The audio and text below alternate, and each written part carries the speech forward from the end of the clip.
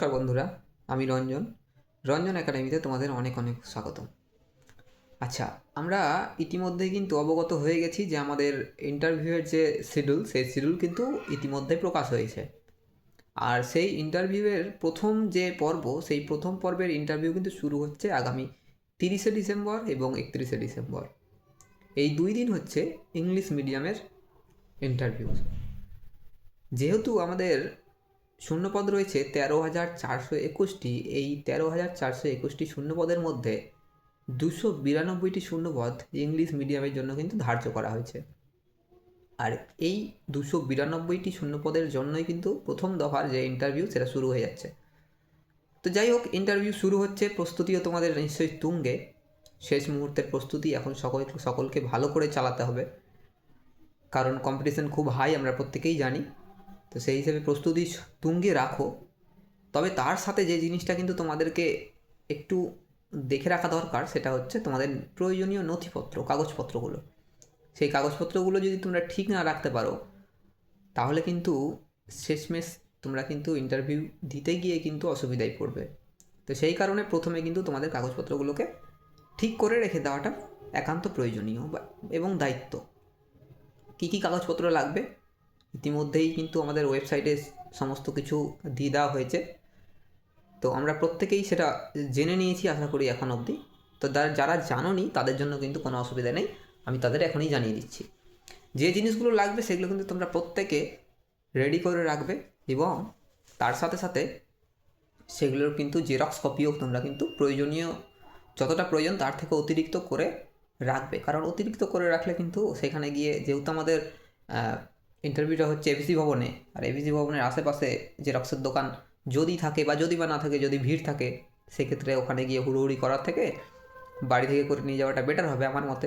এবার তোমরা তো তোমাদের নিজেটা ভালোটা অবশ্যই বোঝো। তো যাই হোক, যা যা নথি লাগবে আমি একবার বলে দিচ্ছি। চলো, প্রথমেই যেটা 1 নম্বরে লাগছে সেটা হচ্ছে ইন্টারভিউয়ের কল লেটার। কী লাগছে? ইন্টারভিউয়ের কল লেটার, যেটা আমরা পাবো, ইন্টারভিউয়ের কল লেটার আমরা পাবো পর্ষদের ওয়েবসাইট থেকে, যেটা আমাদের যখন ইন্টারভিউ শিডিউল পড়বে সেই শিডিউলের আগে আগে আমাদের জন্য সেই ওয়েবসাইটটি খুলে দেওয়া হবে, এবং সেখানে আমাদের ইন্টারভিউয়ের কল লেটার আমরা পেয়ে যাব। এটা লাগছে একটা। দ্বিতীয় লাগছে আমাদের টেট কোয়ালিফাই যে সার্টিফিকেট, অথবা এখানে কিন্তু দুটো জিনিস বলা হয়েছে, যে টেট কোয়ালিফাই সার্টিফিকেট অথবা টেট পাস প্রুফ কিছু একটা দিতে হবে। তো আমরা সেই সময় অনেকেই টেট পাস করার পরে স্ক্রিনশট নিয়েছিলাম, অনেকে হয়তো এখনও সার্টিফিকেট পাওনি। 2023-এর যারা রয়েছে পাস, তারা হয়তো এখনও সার্টিফিকেট পাওনি। সেক্ষেত্রে তোমরা টেট পাসের যে একটা প্রুফ, সেই প্রুফটা প্রিন্ট আউট করে রাখতে পারো, সেটা নিয়ে যেতে পারো সঙ্গে, অথবা যদি তোমাদের কাছে টেট পাস সার্টিফিকেট থাকে সেটা নিয়ে যেতে পারো। আচ্ছা, 2 নম্বর গেল এটা। 3 নম্বর হচ্ছে মাধ্যমিকের অ্যাডমিট কার্ড। মাধ্যমিকের অ্যাডমিট কার্ডের সাথে কী লাগছে? মাধ্যমিকের অ্যাডমিট কার্ডের সাথে লাগছে মাধ্যমিকের সার্টিফিকেট এবং মাধ্যমিকের মার্কশিট। হয়ে গেল। তারপরে লাগছে এইচএসের মার্কশিট, এইচএসের সার্টিফিকেট। ঠিক আছে? আচ্ছা, তার আগে আমি একটা কথা বলে নিই।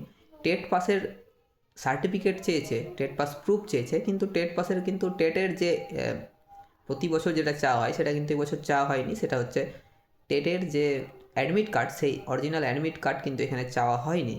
তো আমার মতে টেটের অ্যাডমিট কার্ডটাও আমরা নিয়ে যাব সঙ্গে, বলা যায় না যদি দরকার পড়ে, তো সেটাও সঙ্গে রেখে দেওয়াটাই আমার মনে হয় শ্রেয়। যাই হোক, প্রত্যেকে সেটা নিশ্চয়ই আছে, সেটাও জেরক্স করে নিয়ে যেতে পারো। তারপর চেয়েছে ডিএলএডের 2 বছরের যেটা আমরা করেছিলাম ডিএলএড, সেই ডিএলএডের লাস্ট ইয়ারের যে মার্কশিট এবং সার্টিফিকেট দুটো। আচ্ছা, তারপরে যদি কেউ গ্র্যাজুয়েশন দেখিয়ে থাকো, সেই গ্র্যাজুয়েশনের সার্টিফিকেট, মার্কশিট লাস্ট ইয়ারেরই, সম্ভব এগুলো বেশিরভাগই লাস্ট ইয়ারেরটাই হয়। তারপরে চাইছে কাস্ট সার্টিফিকেট। যদি তোমরা কোনো জাতিগত শংসাপত্র তোমার কাছে থেকে থাকে, এসসি, এসটি, ওবিসি, তাহলে সেই জাতিগত শংসাপত্র। আর অবশ্যই ওবিসিদের ক্ষেত্রে যেটা রিভ্যালিডেশন করছে, সেই রিভ্যালিডেশনটা করে নিয়ে যাওয়াটাই বেটার হবে। ঠিক আছে? যদি না করে থাকো তো এখনও সেটা করে নিতে পারো তোমরা। আচ্ছা, পিএইচ যারা রয়েছে তাদের পিএইচ সার্টিফিকেট। তারপরে ইডাব্লিউএসের সার্টিফিকেট লাগবে। আচ্ছা, এক্সেমটেড ক্যাটাগরি যারা রয়েছে তাদের এক্সেমটেড ক্যাটাগরির সার্টিফিকেট লাগবে। এক্স সার্ভিসম্যান যারা রয়েছে তারা এক্স সার্ভিসম্যানের সার্টিফিকেট দেখাতে হবে। আচ্ছা, প্যারা টিচারদের ক্ষেত্রে যেটা দেখাতে হবে, প্যারা টিচাররা যদি কোনো এক্সপিরিয়েন্স থাকে সেই এক্সপিরিয়েন্সের জন্য কিন্তু ডিপিও অথবা এসডিওর কাছ থেকে কিন্তু একটা শংসাপত্র নিয়ে যেতে হবে। আচ্ছা, তারপরে যদি কারো এক্সট্রা কারিকুলাম সার্টিফিকেট থেকে থাকে, সেই এক্সট্রা কারিকুলামের সার্টিফিকেট সঙ্গে নিয়ে যেতে হবে। যদি সেটা বৈধ হয় তাহলে সেটা ওখানে গ্রান্টেড হবে, যদি বৈধ না হয় তাহলে সেটা ওখানে কিন্তু বাদ দিয়ে দেওয়া হবে। তো তোমরা সঙ্গে নিয়ে যেতে পারো, যদি গ্রান্টেড হয় তাহলে রাখলো, না রাখলে না রাখলো। আচ্ছা, আর এটার জন্য কিন্তু একটা কোন জিনিসগুলো এক্সট্রা কারিকুলামের মধ্যে পড়ে সেটা কিন্তু তোমরা দেখে নিতে পারো একবার। যদি দরকার হয় তো কমেন্ট করো, আমি কিন্তু রিপ্লাই করে বলে দিতে পারবো। আচ্ছা, আর ভোটার কার্ড লাগবে, ক্যান্ডিডেটের ভোটার কার্ড অথবা আধার কার্ড, আইডি প্রুফ। আচ্ছা, আর একটা লাগছে পাসপোর্ট সাইজ ছবি। তো আমার মতে পাসপোর্ট সাইজ ছবিটা একটা নিয়ে যাবো না, আমরা বেশি নিয়ে যাবো সঙ্গে করে, কারণ আমরা প্রত্যেকেই বেশি করেই বের করি আশা করি। তো এই ছিল আমাদের ইন্টারভিউয়ের ডকুমেন্টস। তা আমি বলবো প্রত্যেকটা কমপক্ষে 10 কপি করে 10টা করে সেট তৈরি করে রাখবে, কারণ আগামীতে বহুত কাজে লাগবে।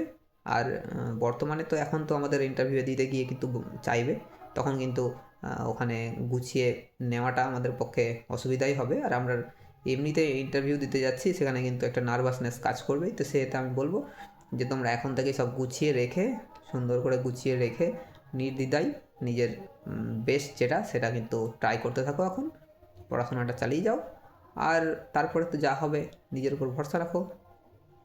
তো এই ছিল আজকের আমার ইনফরমেশান ভিডিও। যদি ভালো লাগে অবশ্যই লাইক করো, কমেন্ট করো, বন্ধুদের সাথে শেয়ার করো, অবশ্যই চ্যানেলে নতুন হলে চ্যানেলটি সাবস্ক্রাইব করে নিও।